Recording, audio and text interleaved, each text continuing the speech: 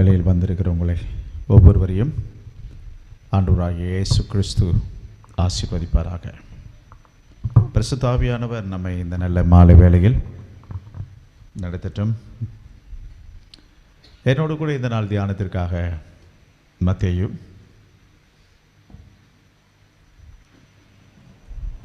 5ஆம் அதிகாரம் 39வது வசனம். நான் உங்களுக்கு சொல்கிறேன், தீமையோடு எதிர்த்து நிற்க வேண்டாம். ஒருவன் உன்னை வலது கன்னத்தில் அறைந்தால் அவனுக்கு மறு கன்னத்தையும் திருப்பிக் கொடு.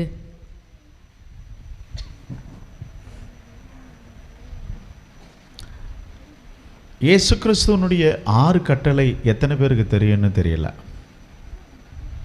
ஹலோ, கண்ணதாசன் பாடியிருக்கார்ல, 6 மனமே 6. மனிதன் 6 குணமுடையவன், 6ஆம் நாள் படைக்கப்பட்டவன். அவனுக்கு ஆண்டவன் கொடுத்தது எத்தனை கட்டளையா? 6 கட்டளை. ரொம்ப அற்புதமான ஒரு கட்டளைகள் இது. 6 கட்டளை. பழைய ஏற்பாட்டு பக்தர்களுக்கு 10 கட்டளை கொடுத்தார். ஆனால் தெய்வம் மனித அவதாரம் எடுத்து வந்து மனிதர்களுக்கு கொடுத்த கட்டளை 6.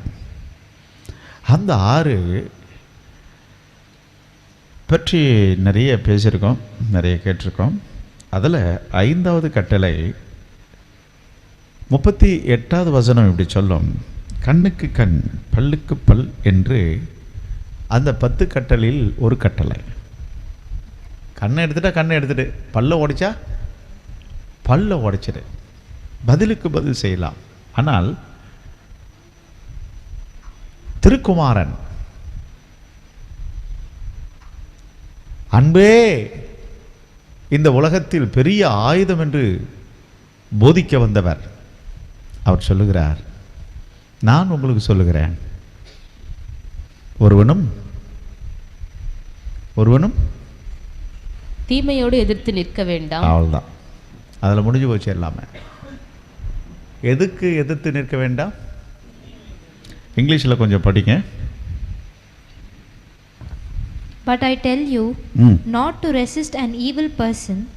Evil person. இந்த பொல்லாத மனுஷர்களுக்கு என்ன பண்ணாத, எதிர்த்தே நிற்காத. அப்படின்னா என்ன பண்ணணும்? அவங்கள விட்டுடலாம், இல்லை அவங்க எதிர வாய முடின்னு போயிடலாமா? எப்படி இருக்கு? நம்ம அப்படி போயிட்டா என்ன நடக்கும்? இந்த வெள்ளிக்கிழமையில் பரிசுத்த ஆவியானவர் இதை போதிக்கிறார் என்று நம்புகிறேன், விசுவாசிக்கிறேன்.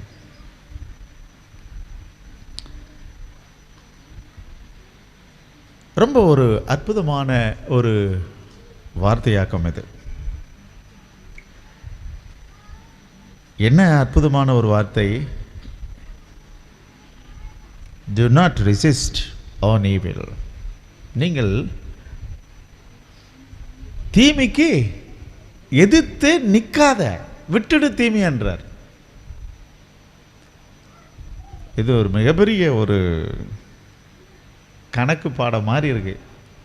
நிறைய பேருக்கு கணக்கு பாடம்னா என்ன பண்ணுவாங்க? அலர்ஜி. ஐயோ மேக்ஸா, என்னால் முடியாது என்று அலற மாதிரி இந்த சப்ஜெக்டு நிறைய பேரால் ஏற்றுக்கவே முடியாது. இன்னொரு முறை இங்கிலீஷில், But I tell you, நான் உங்களுக்கு சொல்லுகிறேன், not to resist an evil person. அங்கே ஈவில் பர்சன் இருக்கு. On evil. நீங்கள் தீமையோடு என்ன பண்ண வேண்டாம், தீமைக்கு எதிர்த்து நிற்காது. இன்றைக்கு என்னுடைய செய்தியின் தலைப்பு, தியானத்தின் தலைப்பு, தீமையோடு. அப்போ என்ன சொல்கிறாருன்னா, உன் பேரில் அவன் கேஸ் போடுறான், நீயும் கேஸ் போடாத. உன்னை வழக்குக்கு கூப்பிடுறாங்க, என்ன வழக்குக்கு போகாத, விட்டுடு. என்ன ஆண்டவர் சொல்கிறாரு, நான் உனக்காக வழக்காடுவேன். ரொம்ப ஒரு அற்புதமான ஒரு வார்த்தை இது. அவரே பேசுகிறதாக நான் உணர்கிறேன். நீதிமொழிகள் 24ஆம் அதிகாரம் 29வது வசனம் பாருங்கள். நீதிமொழிகள் 20ஆம் அதிகாரம் 22வது வசனம் கூட படிக்கலாம். அவன் எனக்கு செய்த பிரகாரம் நானும் அவனுக்கு செய்வேன். அவன் எனக்கு செய்தபடி நானும் அவனுக்கு செய்வேன். அவன் செய்த செய்கைக்கு தக்கதாக நானும் அவனுக்கு சரி கட்டுவேன் என்று நீ சொல்லாதே. இதுதான் இறை மக்களுக்கு இறைவன் கொடுக்கக்கூடிய ஆலோசனை. அதான் நான் சொல்றேன், இது ஒரு பக்க அல்ஜிப்ரா மேக்ஸ். இதெல்லாம் நம்மளால் என்ன பண்ண முடியாது, டாலரேட் பண்ணவே முடியாது நம்மளால். இதெல்லாம் மனுஷ ஜென்மமாக இருந்தால் கண்டிப்பாக அவனை என்ன பண்ணி ஆகணும். நம்ம மேலே கையை வச்சுட்டான், பேசிட்டான், எனக்கு இப்படி பண்ணிட்டாங்க, நான் எப்படி சும்மா இருக்க முடியும், நான் யாருன்றது அவனுக்கு என்ன பண்ணி ஆகணும், காட்டினோம் என்று சொல்லி நம்முடைய நரம்புகளும் கை கால்களும் கண்களும் தூங்காமல் அப்படி பயங்கரமாக வெறி கொண்டிடும்.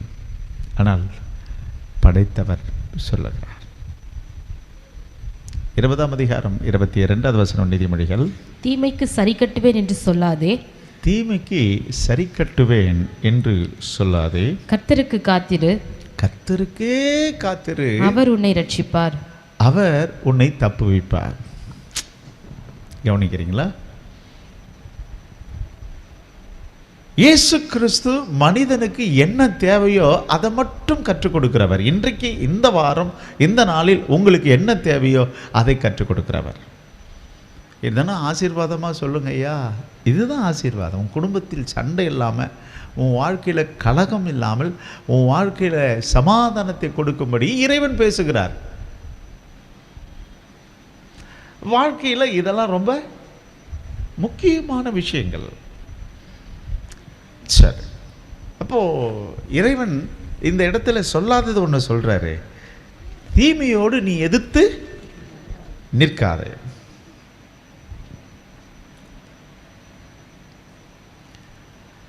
இதுக்கு வேதத்தில் நிறைய உதாரணங்களை சொல்லலாம், நிறைய ஏகப்பட்ட உதாரணங்கள் இருக்கு. எபிரேயர் 10ஆம் அதிகாரம் 30வது வசனத்தில் இயேசு கிறிஸ்து இப்படி சொல்லுகிறதாக அந்த வார்த்தை எழுதினவர் அழகா சொல்லுவார். 30வது வசனம், பழி வாங்குதல் எனக்குரியது. பழி வாங்குதல் எனக்குரியது, நானே பதில் செய்வேன் என்று கர்த்தர் சொல்கிறார் என்றும் கர்த்தர் தம்முடைய ஜனங்களை நியாயம் தீர்ப்பார் என்றும் சொன்னவர் இன்னார் என்று அறிவோம். Price God. அவர் சர்வ வல்லமையுள்ளவர். அதனால மகளேமான யாரையும் பழி வாங்கணும் என்று மனசில் என்ன பண்ணிக்காதீங்க, வைக்காதீங்க. எனக்கு இப்படி பண்ணிட்டாங்களே, இருந்தாலும் இப்படி பண்ணிட்டாரே என்ற அந்த சிந்தையை உன்னை விட்டு எடுத்துடுன்றார் கர்த்தர். இது மாலை வேளையில் அதுதான். எனக்கு இப்படி பண்ணிட்டாலே, என் மனைவி இப்படி பண்ணிட்டாளே, என் புருஷன் இப்படி பண்ணிட்டானே, என்னோடு கூட பிறந்தவங்க இப்படி பண்ணிட்டாங்களே. தெய்வ பிள்ளையே, திரும்ப அந்த 30வது வசனம் ரொம்ப அழகாக எல்லாரும் எடுத்து வாசிக்கிறீங்கன்னு நினைக்கிறேன். நீங்கள் எத்தனை பேர் பைபிளை வச்சுருக்கீங்கன்னு தெரியல. ஆன்லைனில் இருக்கிறவங்களுக்கு பைபிள் உங்களுக்கு கொடுக்கப்படுது, படிக்கலாம். 30வது வசனம், பழிவாங்குதல் எனக்குரியது, நானே பதில் செய்வேன் என்று கர்த்தர் சொல்கிறார். நானே பதில் செய்வேன் என்றும் கர்த்தர் சொல்லுகிறார் என்றும் கர்த்தர் தம்முடைய ஜனங்களை நியாயம் தீர்ப்பார் என்றும் சொன்னவர் இன்னார் என்று அறிவோம். சொன்னவர் யார்? 32ஆம் அதிகாரம். இதுக்குரிய விளக்கத்துக்கு அங்கே போங்க. உபாகமம் 32ஆம் அதிகாரம் 35வது வசனம் என்ன சொல்லுது பாருங்க. பழிவாங்குதலும் பதிலளிப்பதும் எனக்கு உரியது. அவ்வளவுதான். அதனால நம்ம எப்படி தான் இருக்கணும்,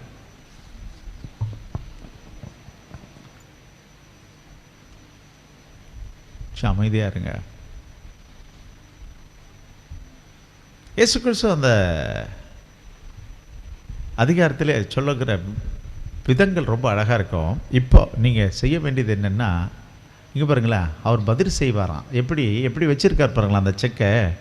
அதுக்கு அந்த அந்த அந்த வசனத்தை கண்டினியூ பண்ணுங்கள். உபாகமம் 32ஆம் அதிகாரத்தை கண்டினியூ பண்ணுங்கள். ஏற்ற காலத்தில் அவர்களுடைய கால் தள்ளாடும். இங்கே பாருங்க, உனக்கு செய்தானே அவனுக்கு ஃப்யூச்சரில் என்ன ஆகுமா? நீ தள்ளாட வைக்கிறன்னு பார்க்காத, அவன் கால்கள் தள்ளாடும். அவர்களுடைய ஆபத்து நாள் சமீபமாய் இருக்கிறது. ஓ, சமீபமாக இருக்கிறது. அவர்களுக்கு நேரிடும் காரியங்கள் தீவிரித்து வரும். சீக்கிரம் வரும். அதனால் நீங்கள் அவங்களுக்கு பதில் செய்யணும்னு நினச்சிங்கன்னா பழி உங்கள் மேலே வந்துடும்.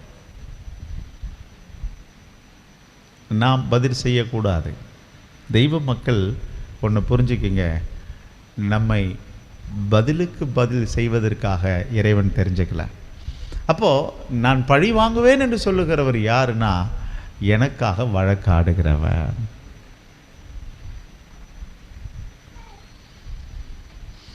நான் ரட்சிக்கப்பட்டுட்ட பிறகு போலீஸ் ஸ்டேஷன், கோர்ட்டு இதெல்லாம் ஜீரோவுக்கு வந்துடுச்சு.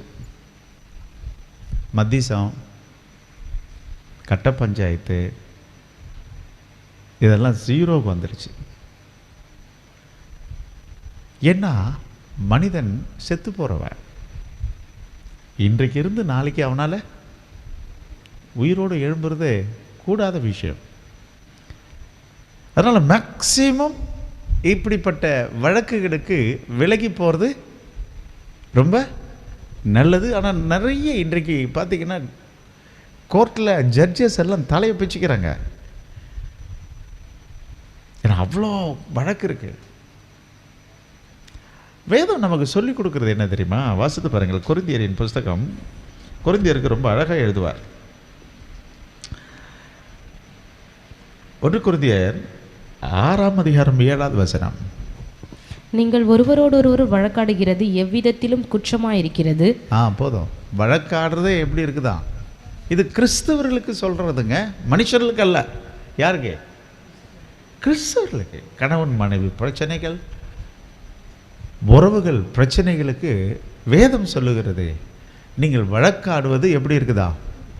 குற்றமாக இருக்கிறது. அடுத்த சென்டென்ஸு, அப்படி செய்கிறதை விட நீங்கள் ஏன் அநியாயத்தை சகித்துக் ஏன் கொள்கிறதில்லை? அநியாயத்தை சகிக்க முடியாது?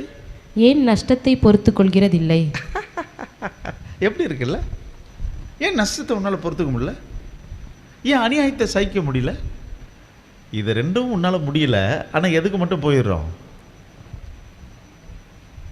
அங்கிள் கொஞ்சம் வரீங்களா? ஆண்டி கொஞ்சம் வரீங்களா? புரியலையே. எப்படி இருக்கு பாருங்களா? உனக்கு வழக்குக்கு போகிறதுக்கு முன்னாடி 2 இருக்கு. ஏன் அநியாயத்தை நீ அவ்வளோ பெரிய அநியாயம் என்ன நடந்துடுச்சு? அவ்வளோ என்ன நஷ்டம் ஆயிடுச்சு உனக்கு? நீ எதை கூப்பிட்ற? இப்போ எனக்கு கொஞ்சம் ஹெல்ப் பண்ணுங்க. ஹலோ இன்ஸ்பெக்டர், நீ யாரு? உனக்காக வழக்காடுகிறவர் உயிரோடு பக்கத்தில் இருக்கிறார், அவரை விட்டாச்சு. ஆனால் யாரை கூப்பிடுற? அநியாயக்காரர்களை. அவங்ககிட்ட என்ன கொடுத்தா தான் வேலை நடக்கும்? நீ லஞ்சம் கொடுத்தா தான் வேலை ஆகும். ஆனால் உன் தேவனாகிய கர்த்தர் அப்படி இல்லையே, உனக்காக வழக்காடுகிறவர். நான் இன்னும் செய்திக்கு போகல. நான் அப்படி சும்மா அப்படி வர செய்திக்கு போகிறோம். பவுல் ரொம்ப அழகாக சொல்கிறார் பாருங்களா. நீ வழக்காடுறதை விட அது கீழே 2 செய்ய.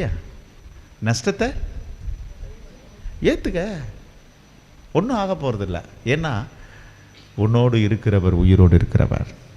கொஞ்சம் பொறுமையாரு. ரொம்ப அழகாக 32ஆம் அதிகாரம் 35வது வசனத்தில் உபாமத்தில் ரொம்ப அழகாக பார்த்தோம். உனக்கு விரோதமாக எதிர்த்து தீமை செய்கிறவர்களுக்கு ஒரு நாள் என்ன வரப்போகுது? கால்கள் தள்ளாடும், ஆபத்து சமீபமாக இருக்கு. இப்படிப்பட்ட காலம் வரும், கண்டிப்பாக வரும். இதனால என்னுடைய எக்ஸ்பீரியன்ஸில் ஏகப்பட்ட விஷயங்களை நான் பார்த்துட்டேன். அதனால தான் நம்ம துணிவாக எதுக்கு போகிறது கிடையாது. நான் தான் சொல்லிட்டேனே, என்னுடைய மீட்ரு எங்கே வந்துடுச்சு? 0. நம்ம யாரையும் பார்க்கறதே கிடையாது.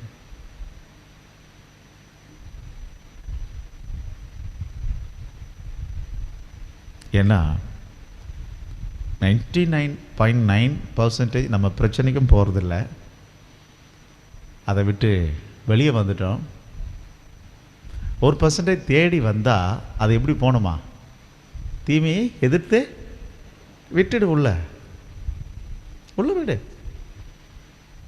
பயங்கர கலாட்டா, பயங்கர பிரச்சனை, உள்ள விட்டுரு. ஆனால் அவர்களுக்கு ஒரு நாள் விளங்கும். அதனால் என் நண்பர்களே, என் நண்பு தெய்வ ஜனமே, புரிஞ்சுக்கிங்க. கர்த்தர் என் பெலன் என்கிற மனிதன் யாரோ அவனுக்கு முன்பதாக எந்த படையும் நிற்காதுங்க. என் பெலன் யார்? கர்த்தர். அப்போ இந்த தீமை எதற்கு வந்தது என்று கேட்டீங்கன்னா,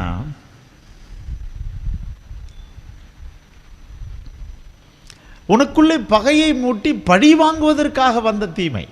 அதை ஞாபகம் வச்சுங்க. எதை மூட்டி?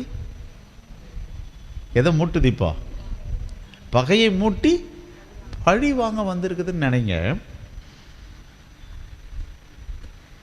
இந்த சுபாவம் யாருது? அவ்வளவுதான், அவ்வளவுதான். இதுதான் சாத்தானுடைய தந்திரம். பகையை மூட்டி எதை வாங்கணும்னு நினைக்குது? இவன் சாட்சியா இருக்கிறானே, இவனுடைய ஊழியம் மகிமையா போயிட்டு இருக்க, இவனை தட்டவே முடியல, அப்படியானா என்ன பண்ணலாம்? இப்படி பகையை மூட்டி பழி வாங்குவோம். இது சாத்தானுடைய தந்திரம். ஆனால் நம்முடைய தந்திரம் என்ன தெரியுமா? அவர்களுக்கு நன்மை செய்வது தான் இறைவன் நமக்கு கற்றுக் கொடுக்கக்கூடிய ஆயுதம். யாருக்கு?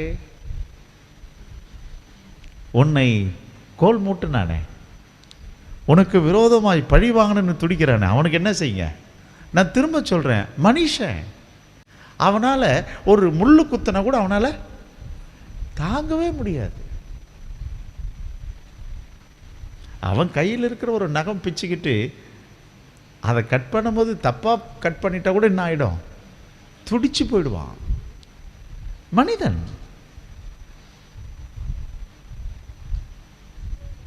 அன்பு நண்பர்களே, ஆகவே பிசாசனுடைய தந்திரம் பகை மூட்டி பழி வாங்குவது. அதனால் எத்தனை பேர் சொல்ல முடியும், எனக்குள்ளே பகையே இல்லை எந்த மனுஷன் மேலே?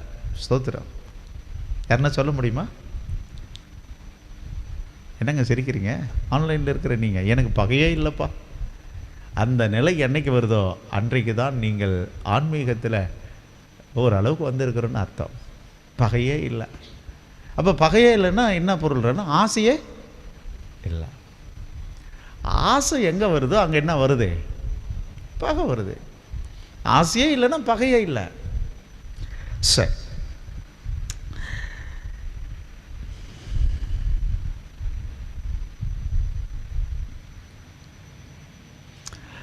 பகைத்தவரை பகைப்பது உலகம், ஆனால் பகைத்தவரை சிநேகிப்பது அதான் கிறிஸ்தவம். சொல்லி பாருங்க.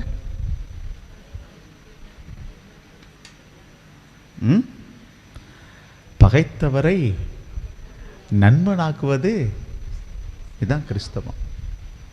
முடியலையே, முடியல. பகைப்பவர்களை நண்பனாக்குவது கிறிஸ்தவம். பழி வாங்குபவர்களுக்கு பதில் மன்னிப்பாக நாம் காட்டுவோமானால் இதுதான் கிறிஸ்துவின் சாயல்.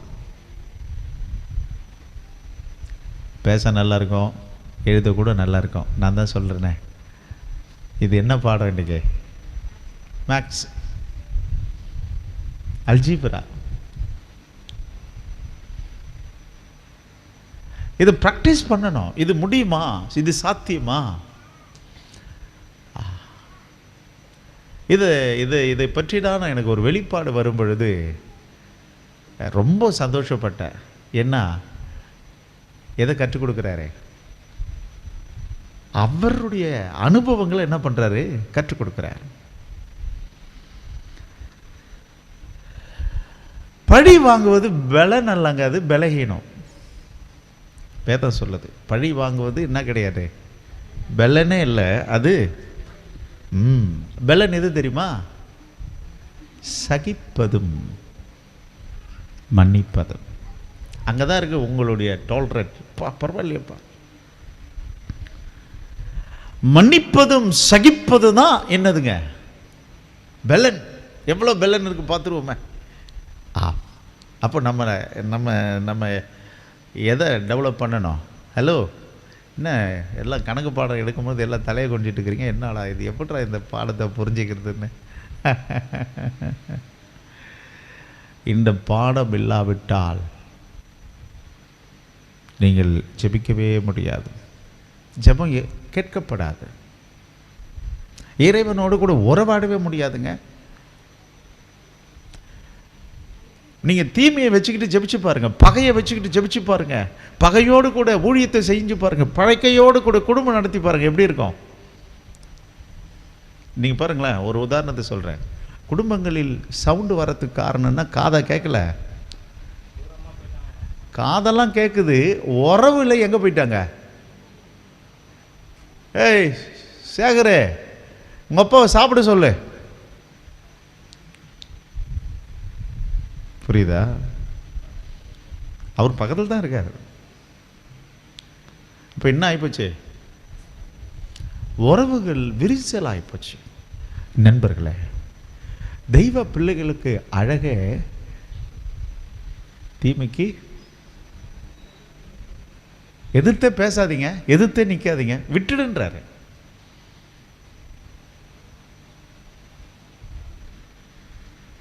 அப்போ வாழ்க்கை என்பது என்னன்னா, இது ஒரு வாய்ப்புகளின் நிலம். ஆனால் இந்த வாய்ப்புகளின் நிலத்தில் நமக்கு தடையா எது வருது? ஈவில். அதை கிராஸ் பண்ணால் மட்டும்தாங்க உங்களுக்கு என்ன வரும்? வாழ்க்கையில் என்ன கிடைக்கும்? நல்ல நல்ல சந்தர்ப்பம். நல்ல சந்தர்ப்பங்கள் உனக்கு கைகூடி வரணும்னா ஃபஸ்ட்டு எதை வெளில விட்டுரு? தீமைக்கு ஸ்டாப், நில்லு. உன்னால் கண்ட்ரோல் பண்ணவே முடியாதுங்க. எதை எதை என்னங்க சவுண்டே காணோம்? ஆன்லைனில் இருக்கிறவங்க சொல்லுங்கள், உங்கள் காது சவுண்டே கேட்கல எனக்கு. எதை நிறுத்தாத? தீமைக்கு உங்களால் போர்டை வச்சுக்கிட்டு டிராஃபிக் போலீஸ் மாதிரி ஸ்டாப் காட்ட முடியாது உன்னால். அது எப்படி வருது? சத்துரு எப்படி வரா? வெள்ளம் போல வருது. நீ எப்படி வெள்ளத்தை நிறுத்த முடியும்? ஓ, வெள்ளத்தை நிறுத்துகிறவர் பின்னாடி நிற்கிறார், எனக்காக கோர்ட்டில் வாய்தா போடுவார், கேஸ் போடுவார், அவர் வழக்காடுவார். நீங்கள் எப்படி இருங்க? இந்த வெள்ளம் வருத, என்ன எங்கே போகிறீங்க, என்ன அவசரம்? ஒரு முறை ஒரு பிரச்சனை வந்துட்டு இருக்கும்பொழுது நான் அப்படி தான் சாப்பாடு போட்டு கொடுத்தேன். என்ன தெரியுமா எனக்கு பட்ட பேர்? நல்லா நடிக்கிறீங்க. என்னங்க, சரி பிரச்சனையை அப்புறம் வச்சுக்கலாம், முதல்ல என்ன பண்ணுங்க, சாப்பிடுங்க. நான் தான் சொல்கிறேனே, கோவம் வந்தால் என்ன வந்துடும்னு சொன்னேன்? அல்சர் வந்துடும். அந்த அல்சரை கண்ட்ரோல் பண்ணுறதுக்கு என்ன பண்ணி ஆகணும்? கொஞ்சம் தண்ணி குடிச்சிக்கணும், இல்லைன்னா கொஞ்சம் டீ குடிச்சிக்கலாம், அல்லது கொஞ்சம் சாப்பிட்டுக்கலாம். அப்படி சாப்பாடு கொடுக்குறேன். எனக்கு பேர் என்ன? Super actor. நீ என்ன சொன்னாலும் நான் ஆக்டர் தான். ஏன்னா நான் நடிச்சா தானே நீங்களும் அதை ஃபாலோ பண்ண முடியும். ஆமாம்.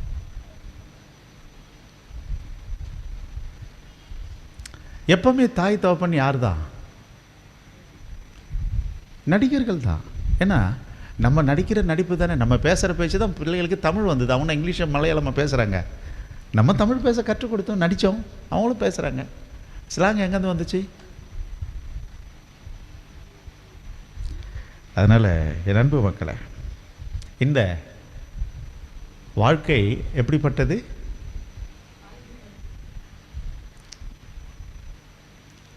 வாழ்க்கை வாய்ப்புகளின் நிலம்.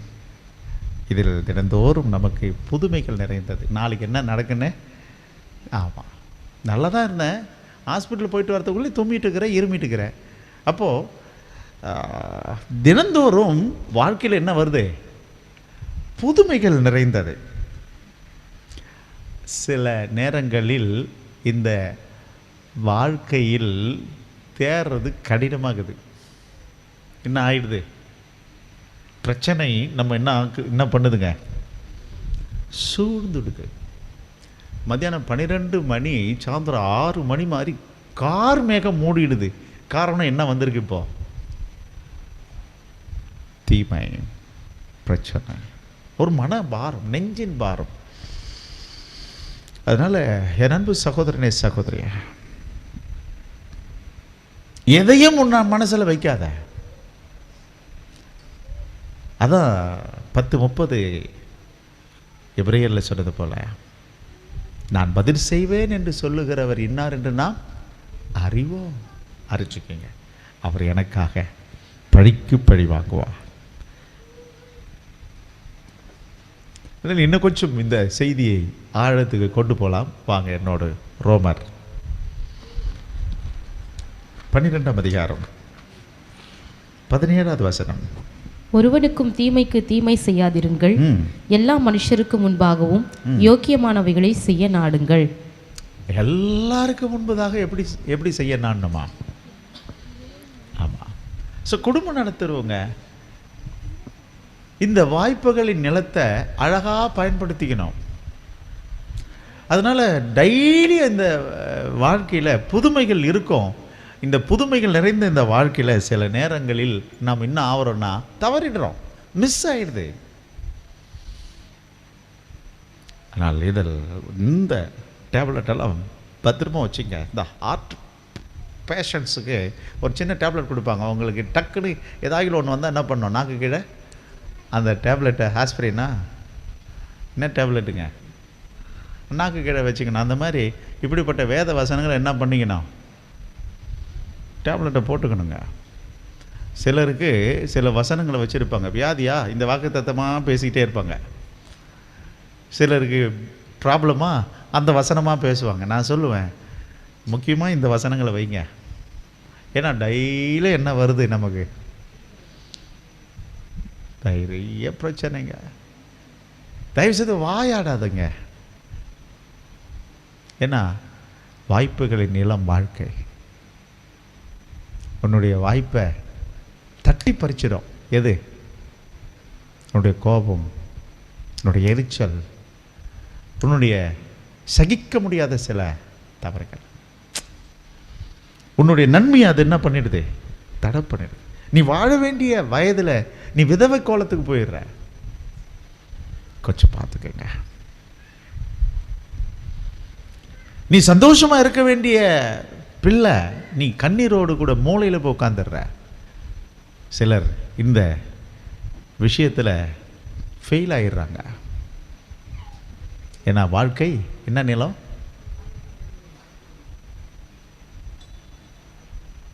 அதனால தான் பவுல் ரொம்ப அழகாக சொல்கிறாருல்ல, ஏன் சகிக்கக்கூடாது? சகிக்கலாமே. அப்போ பெலன் எது? கொடுத்த பற்றியா ஒரு அறை, கொடுத்த பற்றியா ஒரு உதை, அதில்ல. என்ன பண்ண? சகி. இல்லை பாஸ்டர், அதெல்லாம் முடியாது பாஸ்டர், அவங்களுக்கு பதில் கொடுத்தா தான் திருந்துவாங்க, இனிமேல் பேசுறதுக்கு ஒன்றும் இல்லை.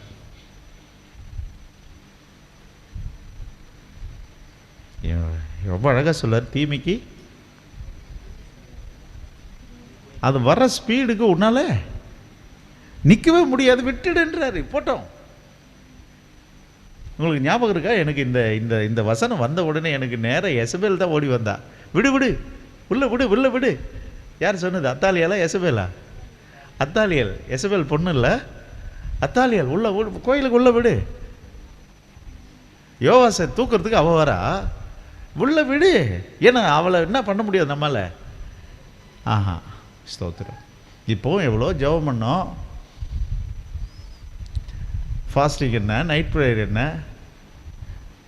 எப்படியாகிலும் எங்கள் இந்தியாவை காப்பாற்றுன்னு ஆப்பிள் கையில் கொடுத்துருக்கு. ஆனால் ஆப்பிள் கடிக்கிறவங்களுக்கு என்ன இல்லை?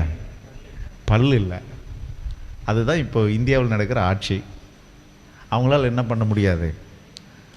கடிக்க முடியாது. ஆனால் கையில் ஆப்பிள் இருக்குது, வாயில் பல் இல்லை. அவ்வளோதான். உள்ள விட்டுரு. தீமைக்கு என்ன பண்ணாத? எதிர்த்து நிற்காத, உள்ள விடுங்க. ஸ்தோத்திரம். அவங்களுக்கு பல்லு கிடையாது. இந்த முறையெல்லாம் என்ன பண்ண முடியாது? ஒன்றும் செய்யவே முடியாது. ஸ்தோத்திரம். சிலருக்கு ஒன்றும் புரியலை, பேபான்னு முழிக்கிறீங்க, புரிஞ்சவங்க சிரிக்கிறீங்க. கர்த்தருக்கு ஸ்தோத்திரம். ஜெபத்தை கேட்கிறவர் சும்மா இல்லைங்க, உன் ஜெபம் கேட்கப்பட்டிருக்கிறது. உன் ஜெபத்திற்கு கண்டிப்பாக பதில் உண்டு நண்பனே. அதனால் வெள்ளம் போல் ஓடி வருகிற தீமைக்கு என்ன பண்ணாத. நான் தான் சொல்கிறேனே, வீட்டுக்காரர் சத்தம் ஆரம்பிச்சிட்டாருப்பா, சத்தம் போட்டார். அவர் பாருங்களேன் எப்படிடா நிறுத்தரம் பாடுறா அவரை இன்னும் சொல்லி நீங்கள் எதிர்த்து குரலை கொடுப்பீங்கன்னு வச்சிங்களேன், இன்னும் ஆகுன்னு நினைக்கிறீங்க. அமைதியாக போயிடுங்க. ஸ்தோத்திரம். அவ்வளோதான். ஆடி ஆடி ஆடி ஆடி அது அவ்வளோதான். ஸ்தோத்திரம். கர்த்தர் நல்லவர். நம்ம எங்கே நின்னோம்? ரோமரில் நின்று இருக்கிறோம்ல, படித்து பாருங்களேன். படிங்க என்னோடு கூட தொடர்ந்து. ஒருவனுக்கும் தீமைக்கு தீமை செய்யாதிருங்கள், எல்லா மனுஷருக்கு முன்பாகவும் யோக்கியமானவைகளை செய்ய நாடுங்கள். கூடுமானால் உங்களால் ஆன மட்டும் எல்லா மனுஷரோடும் சமாதானமாயிருங்கள். பிரியமானவர்களே, பழிவாங்குதல் எனக்குரியது, நானே பதில் செய்வேன் என்று கர்த்தர் சொல்கிறார் என்று எழுதியிருக்கிறபடியால் நீங்கள் பழி வாங்காமல் கோப ஆக்னைக்கு இடம் கொடுங்கள். அன்றியும் உன் சத்துரு பசியா இருந்தால் இப்படி வர கடைசியில் என்ன இருக்குன்னா, நீ தீமையினாலே வெல்லப்படாமல். தீமையை எப்படி வெல்ல முடியாதுங்களா? தீமையால் வெல்லவே முடியாதுங்க. நீ கூலிப்படியை வச்சு இன்னொருத்தரை தூக்கலாம், அவனும் செத்துருவான், ஆனால் நீயும் சாவ. அது நல்ல பழக்கமே இல்லைங்க.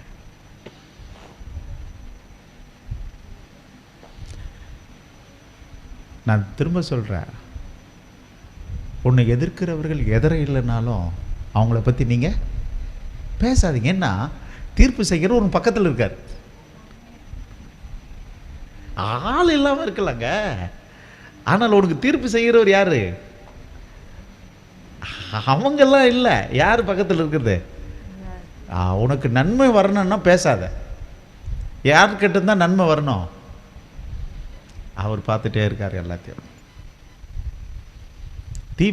தீமையினால் வெல்லாமல் தீமையை அதுதான். ஸோ மன்னிப்பதும் சகிப்பதும் பலகீனம் அல்ல, அதுதான் கிறிஸ்துவ பலன். என்னோட கூட ஒரு சின்ன பாட்டு பாடிட்டு போகலாம்.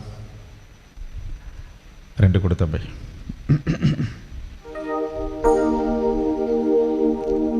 பலத்தால் செய்ய முடியாதையா. 962 சிங் நம்பர். பலத்தால்லாம் செஞ்சிட முடியாது. இங்க பாருங்க, ஆவிக்குரிய வாழ்க்கை, குடும்பம், தொழில், இந்த உலகத்தில் உங்களுடைய சுய பலத்தினால் செஞ்சிட முடியாது. 962வது பாடல். பலத்தால் செய்ய முடியாதையா, பரக்கிரமம் ஒன்றும் என்னில் இல்லையா. பலத்தால் செய்ய முடியாதையா, பராக்கிரமம் ஒன்றும் என்னில் இல்லையா. பலத்தாலும் அல்ல, பராக்கிரமம் அல்ல, ஆவியால் செய்து முடிப்பீ. பலத்தாலும் அல்ல, பராக்கிரமம் அல்லவும், ஆவியால் செய்து முடிப்பீ. எதிர்பார்த்த முடிவை தருபவரே, எனக்காக யாவையும் செய்பவரே. எதிர்பார்த்த முடிவை தருபவரே, எனக்காக யாவையும் செய்பவரே.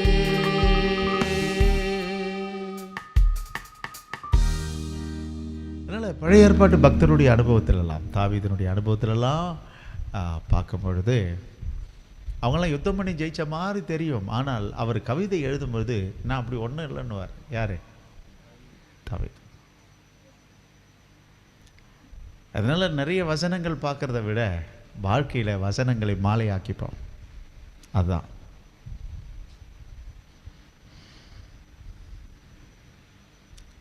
எகிப்தில் ஒரு பழமொழி ஒன்று சொல்லுவாங்க, தீச்சட்டியை சுமப்பது மனம் திரும்புவதற்கு சமம் என்ற ஒரு பழமொழி இருக்கு.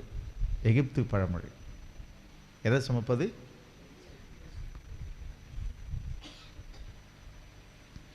தீச்சட்டியை சுமப்பது மனம் திரும்புவதற்கு சமமா? இது ஒரு பழமொழி. நீ எவ்வளோ தீச்சட்டியை சுமக்கிறியோ அவ்வளோ உனக்குள்ள மனமாற்றம் வரும் என்பதுதான் அதனுடைய அர்த்தம். அப்போ நம்ம எவ்வளோ சகிக்கிறோமோ, எவ்வளவு துன்பத்தை அனுபவிக்கிறீங்களோ, உங்களுடைய வாழ்க்கையில் என்ன வந்துடும்? ஒரு அழகான ஒரு வாழ்க்கை கிடைக்கும். அதனால தான் இயேசு கிறிஸ்து ரொம்ப அழகாக இங்கே சொன்னார். என்னோட கூட திரும்ப நம்ம இங்கே வந்துடுவோம். எங்கே வந்துடலாம்? மத்தேயுக்கு வந்துடுங்க. 39வது வசனம். நான் உங்களுக்கு சொல்லுகிறேன், தீமையோடு எதிர்த்து நிற்க வேண்டாம். ஒருவன் உன்னை உன் வலது கன்னத்தில் அறைந்தால் அவனுக்கு மறு கன்னத்தையும் திருப்பி கொடு. உன்னோடு வழக்காடி உன்னுடைய ஆடையை எடுத்துக்கொள்ள வேண்டும் என்றிருக்கிறவனுக்கு உன்னுடைய முழு ஆடையும் கொடுத்து விடு. ஒருவன் உன்னை 1 மைல் தூரம் வர உன்னை வற்புறுத்தினால் அவனோடு கூட 2 மைல் தூரம் போ. உன்னிடத்தில் கேட்கிறவனுக்கு கொடு, உன்னிடத்தில் கடன் வாங்க விரும்புகிறவனுக்கு முகம் காட்டாதே. உன்னோடு அவ்வளோதான். அதோடு முடிச்சுட்டார் 42வது வசனத்தை. அதனால் மக்களை, இந்த 5ஆம் கட்டளையில் முதல் வார்த்தை, எதிர்த்து நிற்காதீங்க. அப்போ என்னதான் பண்ணுறது? சகிப்பதை விட ஒரு சிறந்த ஒரு வீரம் எதுவுமே இல்லை. சகிப்பவங்களுக்கு அப்போ என்ன இருக்குது? கோழை கிடையாதுங்க. அவங்க யார்? பயங்கரமான வீரம், தீரசாலிகள். கோவப்பட்டு சத்தம் போடுறாங்களே, அவங்களுக்கு என்ன கிடையாது? நீங்கள் நிறைய பேர் சொல்லுவீங்க அவங்கெல்லாம் தைரியசாலி, பலசாலி. நோ நோ நோ நோ, அவங்க பயத்தால் தான் பதறாங்க. இதுதான் மேட்ரு. அமைதியாக இருக்கிறாங்களோ அவங்க யார்? அவங்க தான் பலசாலி. நிறைய பேருக்கு தெரியாதுங்க. இதுதான் உலகம் அப்படியே ஆப்போசிட்டாக மாற்றி வச்சிருக்கு. அப்படி இல்லை. அதனால் என் அன்பு மகளே, மகனே, என் அன்பு சகோதரனே, சகோதரியே, இந்த புதுமகள் நிறைந்த இந்த வாழ்க்கை என்ற நிலத்தில் நாம் தப்பித்து கொள்ள உனக்கும் எனக்கும் வழக்காடக்கூடிய வழக்காடி என் நம்மோடு கூட இருக்கிறார். சங்கீதம் 27:1 வாசித்து ஜெபிப்போம். கர்த்தர் என் வெளிச்சமும் என் ரட்சிப்புமானவர். கர்த்தர் என் வெளிச்சம் என் ரட்சிப்புமானவர். யாருக்கு பயப்படுவேன்? யாருக்கு பயப்படுவேன்? கர்த்தர் என் ஜீவனின் பலனானவர். எனக்கு ஜீவனை கொடுப்பதும் எடுப்பதும் யாருதான்? அவர்தான். யாருக்கு அஞ்சுவேன்? யாருக்கு அஞ்சுவேன்? 5வது வசனம். தீங்கு நாளில் அவர் என்னை தம்முடைய கூடாரத்தில் மறைத்து. அவர்தான் மறைக்க முடியும் மக்களை. அப்பா அம்மாலாம் மறைக்க முடியாது. எவ்வளோ காலம் அப்பா அம்மா காப்பாற்றுவாங்க உன்னை? ஹலோ. தீங்கு நாளில் தமது கூடாரத்தில் என்னை மறைத்து என்னை தமது கூடார மறைவிலே ஒடித்து வைத்து என்னை கன்மலையின் மேல் உயர்த்துவார். 6வது வசனம். இப்பொழுது என் தலை என்னை சுற்றிலும் இருக்கிற என் சத்துருக்களுக்கு மேலாக உயர்த்தப்படும். அதிநிமித்தம் அவருடைய கூடாரத்திலே நான் ஆனந்த பலிகளை இட்டு கர்த்தரை பாடி அவரை கீர்த்தனம் பண்ணுவேன். எத்தனை பேர் சொல்றீங்க? நாம் வாயை பொத்துவோம், நம்முடைய எண்ணங்களை சிறையாக்குவோம். தீமைக்கு எதிர்த்து நிற்காதீங்க. உங்களை ஒன்றும் செய்யாது. இந்த யுத்தம் கர்த்தருடையது. அவர் நமக்காக யுத்தம் பண்ணுவார். அமைதியாக போங்க மக்களை. என் வீட்டை என் சத்துருக்கள் எடுத்துக்க பார்க்குறாங்க, எடுக்க முடியாது. பகையை மூட்டி பழி வாங்க நினைக்கிற சத்துருவானவன் உன்னுடைய குடும்பத்தை அழிச்சிட முடியாது. எதிர்த்து நிற்காத, பொறுமையா இருந்து பாரு. அவர் உனக்காக வழக்காடுகிறதை பார்ப்பீங்க.